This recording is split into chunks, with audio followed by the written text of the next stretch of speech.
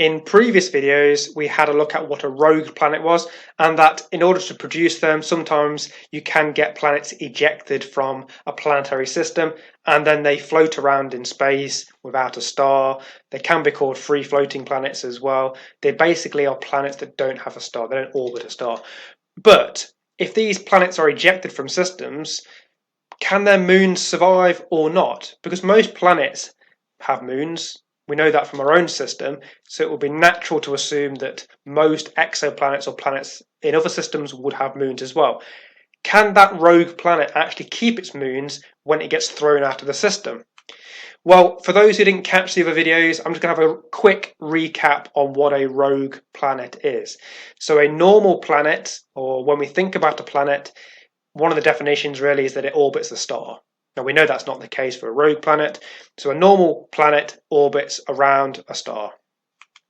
A rogue planet, or sometimes called a free-floating planet, is not gravitationally bound to any star. So these are planets that they're floating in space, or not say floating around, but they're moving around in space and not gravitationally bound to a star. They still interact with other stars and that, but they're not on a closed orbit around a star. So this is the key thing really for a rogue planet. Now, in order to produce that, there are a few ideas, but one of the main ones is that they get ejected. So during the planet formation process, planets can wander about. And again, there are some other videos looking at the planetary migration process, but they can move inwards and outwards. They don't all do that at the same time together. And it means that planets can get close to each other. They can pass by one another quite closely during this formation process, or when they're not particularly stable, their orbits are changing. And that causes an increase in the gravitational force between each other. And they can perturb each other's orbits. So it's called gravitational scattering when they have one of these close encounters. And that can increase the eccentricity of the orbit, so it makes the orbit more elliptical. It can scatter them so they're more inclined. So most planets are orbiting in a common plane, but they can scatter it out of the plane. And one of the more extreme cases is a planet can get completely thrown out of the system. Now, interestingly, it's one of the ideas that we think may have happened in the early parts of our solar system. We think there may have been an extra gas giant in our system which has been thrown out during the formation process, which actually applies to us. But it's expected it might be a fairly common process. We have found planets floating around in space without stars, and in simulations we can replicate this by getting a planet to be ejected. So in the extreme case, you get this planet thrown out. And this is the case we're interested in with regards to them having moons. Does that close encounter allow the moons to remain where they are or not? So we know that most planets have got moons. Here you've got Jupiter and its beautiful Galilean moons, which are its 4 largest moons. And most planets have moons. Some of the closer planets don't, so Mercury and that don't have moons, but most of the other planets do, and they have quite a lot. So Jupiter, Saturn, they have a huge amount of moons orbiting them. So Saturn, you've got the blue group here, which is a prograde group. They are moons that are orbiting in the same direction that the planet is rotating. They typically would have formed with the planet, the close-in ones, the blue group. And then you have this red group, which is a retrograde one, which are further out, and they're orbiting in the opposite direction. They're typically going to be captured moons. Those moons wouldn't have formed with the planet, and they are likely to be captured asteroids or minor planets, but they're further out. So you have this whole range of different sorts of moons.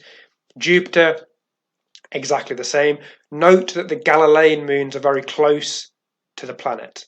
They're quite close in, they're quite large, and then you have some more prograde moons a bit further out, and then right at the outer parts you have this retrograde group again, which is likely to be captured.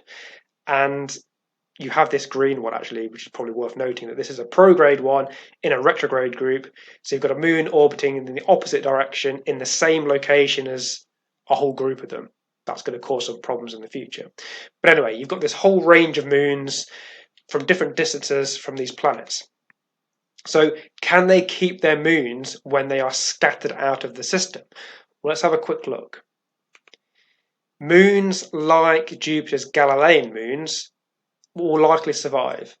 these moons are quite close to the planet, and it's expected that the planet, say it was Jupiter that got scattered out of the system, it's unlikely as it's the biggest planet, but a planet like Jupiter with Galilean moons would likely keep them.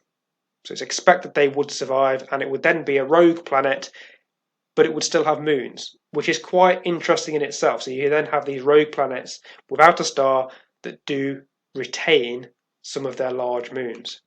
However, the moons further out, so for example, maybe the irregular moons, are unlikely to survive. They are going to be lost. And when I say lost, they are ejected from the planet, they are destabilized, they then become detached from the planet, they no longer orbit the planet anymore. But that could result in new planets. So you could get new planets, new dwarf planets, new asteroids that then orbit the star as opposed to the moon. Not the moon, the actual planet. So they're no longer moons actually now, but they would be classified as kind of minor planets. Or if they're big enough, there'd be a new planet. Or if they are ejected in the same manner that the planet is, then you're going to end up with these interstellar asteroids, interstellar dwarf planets, or basically dwarf rogue planets, because these are then they've left the system. They're now no longer part of that planetary system orbiting a star, much like the planet itself. And these are then going to be your interstellar asteroids. And just to point out, we have in the last few years had some of these objects come through our solar system. So it's not just that this is an idea, we have seen these objects come through our system.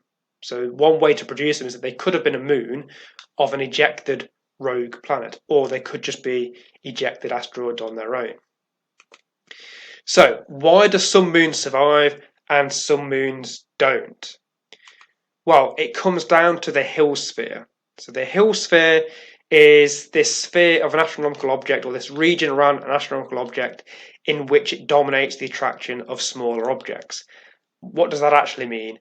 Well, it means that a moon has to be, or has to have an orbit inside the planet's Hill sphere, because that Hill sphere is the gravitational influence of the planet, or any object for that matter actually, and you can't have an orbit if it's outside the Hill sphere, because it means that the more massive object, let's take the Earth for example, it's not going to have enough gravitational influence if the moon is outside. It has to be inside in order for it to be on an orbit. So that's basically the definition really, and it's important for why some survive and why some don't. So if you want the equation for the Hill sphere, it's approximately given as this. It doesn't take into account how elliptical the orbit is. You'd put the eccentricity in if you wanted to do that, but the approximation is given at the top, and it purely relates to the semi-major axis, which is the orbital radius of the object, so the planet or the moon, and then the mass of the larger object and the mass of the smaller object. And it's those three things that define how big or small that Hill sphere is going to be. So again, a recap on what that is if you're not familiar with it. So it means that if the smaller object is smaller, it has a smaller mass, the Hill sphere is smaller. So as you decrease the size of the second mass, in this case I've used Jupiter, then the Hill sphere will decrease as well. And the reason for that is that the star or the sun will have a greater gravitational influence on an object closer to that planet. So if you decrease the mass of the smaller object, Hill sphere gets smaller. The opposite is true if you increase the mass of the second object, the Hill sphere gets larger because it has more of a gravitational influence over the star or the sun. And then finally, if you change the distance between the two, so if you make the distance smaller, the Hill sphere shrinks as well, because it means that the star is closer, it has a greater gravitational influence on an object that will be orbiting or near to that planet. If you increase the distance, it increases the Hill sphere. So it's purely down to those three things. So when it comes to surviving, they actually need to be very close. So some studies have been done that show that the moons have to be inside about 0.1 times the Hill radius to actually be protected by the planet's gravity. So the planet would essentially protect them, keep them safe. They wouldn't, say safe, they're not going to get ejected. They will remain stable when they're at this distance. And typically that's going to be your Galilean moons around Jupiter. If it's outside that, so the outer 90% of the hill radius, planets are going to get destabilized by this second planet coming close. So as they come past and there's a gravitational scattering event between the two planets, anything in that outer 90%, those moons are going to get destabilized because the gravitational influence of the second planet is sufficient enough to perturb the orbits and essentially remove them from orbits around the first planet. So thank you for watching, and if you enjoy, then check out some of the other videos.